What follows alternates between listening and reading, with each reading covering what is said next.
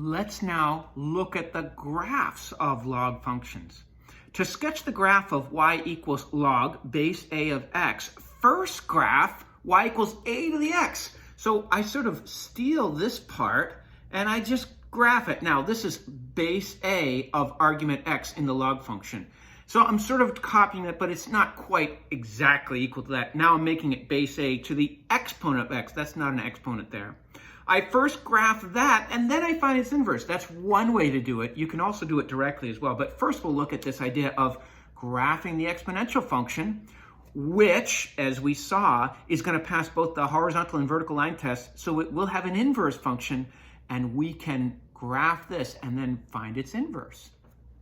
So if we're asked to graph y equals log base 2 of x, the first thing I'll do is I can graph 2 to the x.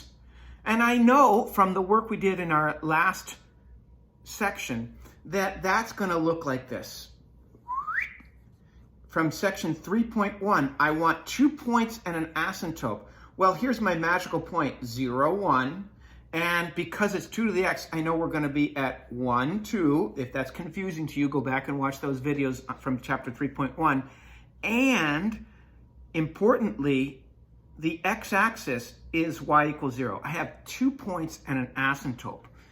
If I reflect that over this line, remember, good thing we just talked about inverses. Here's the line y equals x. I am going to switch my points. So 0, 1 becomes 1, 0. And 1, 2 becomes 2, 1. And my graph is going to look something like this. Now, what happens to this y equals 0 line when we reflect it over this line, this y equals x line? Well, the y equals 0 line as my asymptote becomes this vertical asymptote here, x equals 0. Notice when we said we were talking about y equals log base 2 of x, we said that this had to be, x had to be greater than 0. I just mentioned in a previous video that the domain of this argument is x is greater than 0. Look at our graph. X is greater than 0.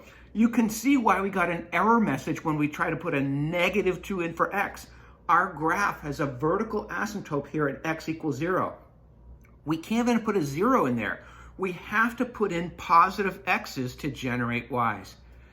Let me just finish this off here. This would be 1, 0. Notice I take this point and I switch x and y. And this is 1, 2. It becomes 2, 1. Important that y equals 0 becomes x equals 0. Now let's consider the same problem from a different perspective. I know that any kind of log graph is going to look something like this. There it is. It's going to have, the parent function will have x equals 0, which is this y-axis, as now a vertical axis. Now, we could consider this and just graph points. If we pick the x and calculate the y, we have to pick x values that are positive. So some friendly x values would be in order here. How about 1? If I have this, I'm saying log base 2 of 1, and I'm saying 2 to, remember the answer to the log problem is the exponent. 2 to what power? I'm playing this little game here. 2 to what power gives me 1? Of course, that's 0. If I pick another friendly x, I'll have log base 2 of 2. And again, I'm asking 2 to what power gives me 2? Of course, that's 1. Another friendly x would be 4. Log 2, 4. I'm now asking 2 to what power gives me 4? Of course, that's 2. So I can come up with 3 points very quickly. 1, 0, which I already showed here. 2, 1, which we found in the last example. And now I have 4, 2 here. What would be the next friendly x? Of course, it would be 8, then 16, then 32, etc., etc. Using this same method, if you change the base on me, that doesn't faze me. I can still pick x and calculate y. Now, I just have to pick some friendly x's because x is the argument. I must pick positive x's, like 1. This will give us log 10, 1. The answer to log problem is the exponent. 10 to what power gives us 1? I'm playing this game always. The answer is the exponent. Of course, that's 0. How about our next friendly x would be 10 in this case? Log 10, 10. And again, I'm asking 10 to what power gives us 10? Of course, the answer there is 1.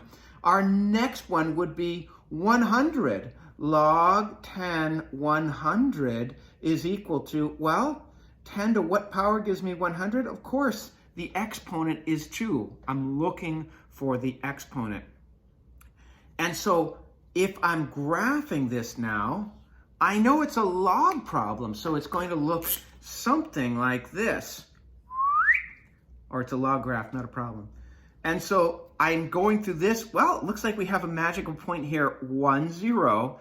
And now this point here would be 10, 1. And if I continue out, I'm going to get 102. Of course, this is not to scale, as you can see. What if I did, I'm choosing x, so I can say, well, let me take a value like 1 over 10. Log 10, 1 over 10. And now I'm asking, 10 to what power gives me 1 over 10? Of course, the answer is negative 1. Look, the exponent can be negative. It's the argument here. Look where we're putting that argument. The x value is the argument of your base.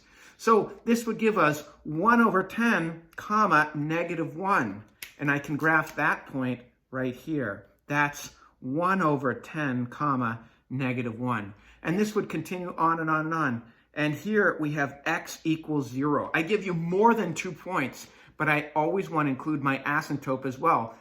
That shows I can't choose 0 values for x or negative x values. Why? Because it's the argument. From our library of parent functions, let's look at the roster for the log function. F of x equals log base a of x. Of course, our base is going to be greater than 0 and not equal to 1. This is what our graph looks like. It's going to go through 1, 0. That's our x-intercept. And the point A1. As we saw for y equals 10 to the x, it went through 10, 1. Y equals 2 to the x, it went, y equals log base 10x went through 10, 1. Log base 2x went through 2, 1. So log base ax goes through a, comma, 1. Its domain goes from 0 to infinity. Look, this is so important. You can only put in positive values for x. You can't go to the left of this y-axis. Its range, well, this goes down, down, down forever, and eventually this will climb, climb, climb forever. Our range is infinite, negative infinity to infinity. We're increasing from 0 to infinity. That means as x increases, y increases, and our graph goes up. We have a vertical asymptote at x equals 0. So if I ask you to graph this, you have to provide me 2 points and 1 asymptote. Don't forget to draw your asymptote. It's continuous, and it is a reflection of the graph of y equals a to the x. Now, of course, y equals a to the x goes through 0, 1, and this would be 1, comma, a. Notice 0, 1 became 1, 0, and 1a became a 1. And we're reflecting that when we take the inverse, we're reflecting that over this line here, y equals x. That's that diagonal line through the origin.